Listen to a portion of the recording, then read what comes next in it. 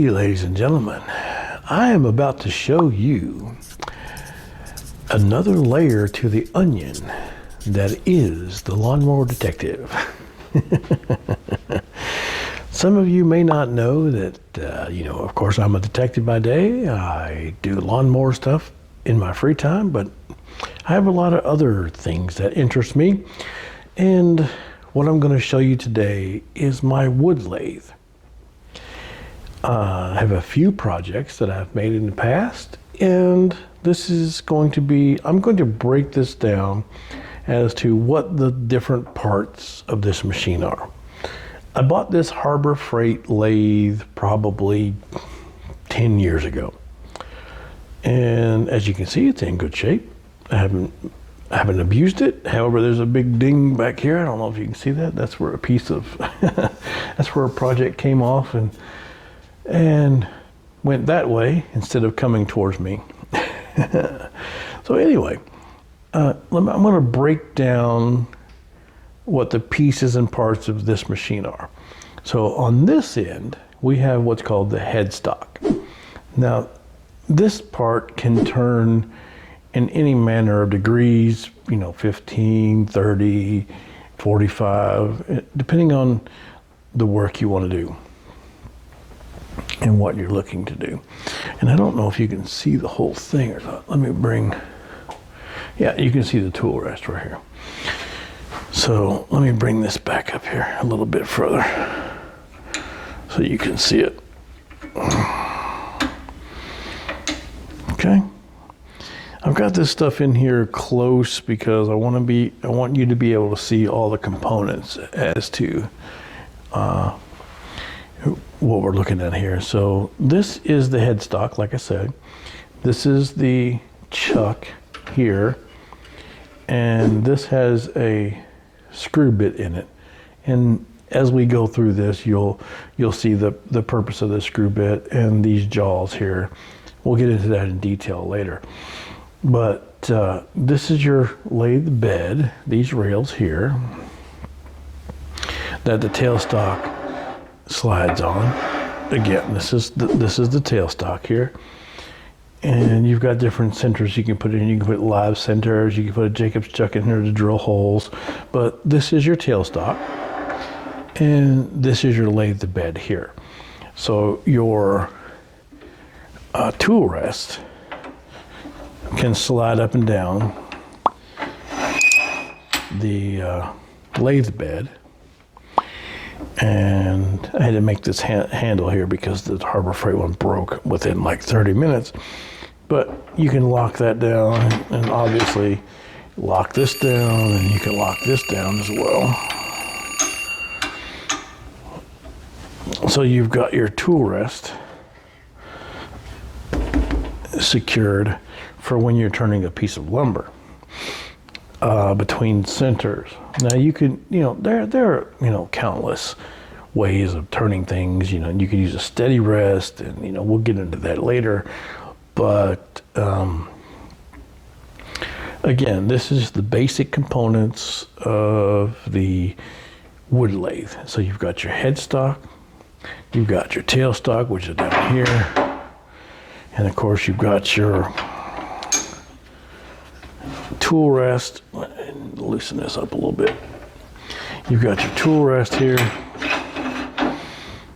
which is, you can manipulate in all different forms and fashions. You can lock it down, you can bring it, you can bring it back this direction, you can bring it up close, and so on and so forth. But let me show you one unique feature of this lathe that I liked. If you're interested in wood turning, you can really, this is an economical lathe. When I purchased this was like $400 or less, right?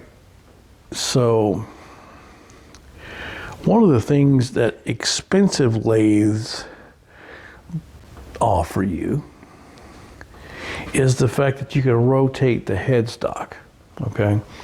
And what I mean by that is that, you can, depending on the size of the work that you're working on, like the piece of wood that you're working on. This has a 12-inch, what they call throw. So this has a 6-inch throw and a 12-inch work piece that you can work on. You got 6 inches from here that you can safely work this direction, right? But with this lathe, you can actually loosen this. So the great thing about this headstock is you can loosen it up and pull this pin, which is down here, and you can rotate the head 15, 30, 60 degrees, and it locks into place. And you can lock this down. So basically what this has done for you, right? With an economical lathe, you can actually turn a larger piece. So you can go from the 12-inch throw or the 6-inch throw to, the larger piece, because you can manipulate your tool rest in this direction. You can lock that dude down and actually you can actually turn a larger piece, because the way this head turns in different angles, in increments of 15 degrees. Of course, at this point, you don't need your tailstock. When I first started in wood turning, I bought a cheap set of turning tools at Harbor Freight. And I don't recommend that at all now, but they're around here somewhere. So let me show you the progression of my turning tool experience. So you've got these, $45 set of 8 tools. You've got your bowl gouges and all kinds of different things. These things, I'm telling you, they don't keep an edge. They're not high-speed steel. They're just not worth it. So I stepped up to what I thought was a better tool, right? So I stepped up to the Robert Sorby tools, and this is a 3/8 inch bowl gouge. Obviously, you can use it for various things, but I'm not very experienced in sharpening. I don't have the appropriate jigs to put on my grinder to make sure that that these are sharper.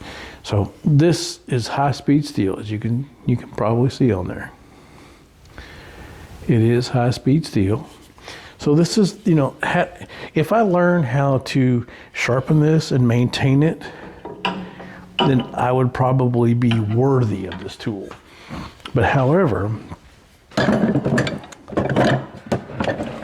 because I'm lazy and I don't want to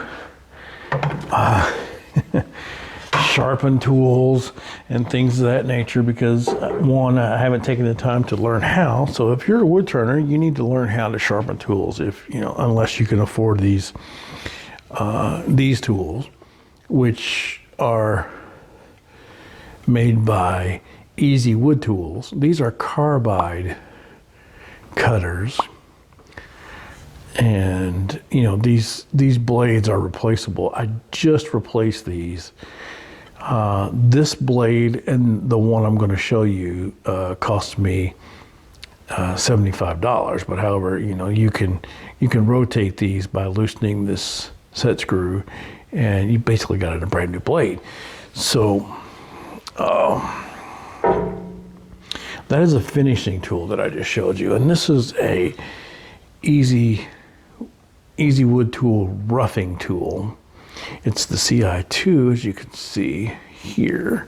So if you're interested in wood turning, and you haven't been exposed to the Easy Wood Tool turning tools, please, they're made in Lexington, Kentucky, so they're not far from me. But again, these carbide cutters, they're $14, $15 a piece, depending on what you want. Like I said, I just bought 4 blades for $75. I got the CI2 and CI0, and also the negative rake scrapers in both the CI2 and CI0, which the negative rake scrapers allow you to do a lot of resins and hardwoods. So, but that's that. So the next video you see, hopefully, will be me turning something. So stay tuned for just a minute. So ladies and gentlemen, what you're seeing here today is another layer to the onion of the Lawn Mower Detective. This is the wood turning side. I like to do some wood turning here. I haven't done it in a while, but I would like to take you along with me to experience this if you're interested. So please stay tuned, and I thank you for being here. And don't forget, it's donut time.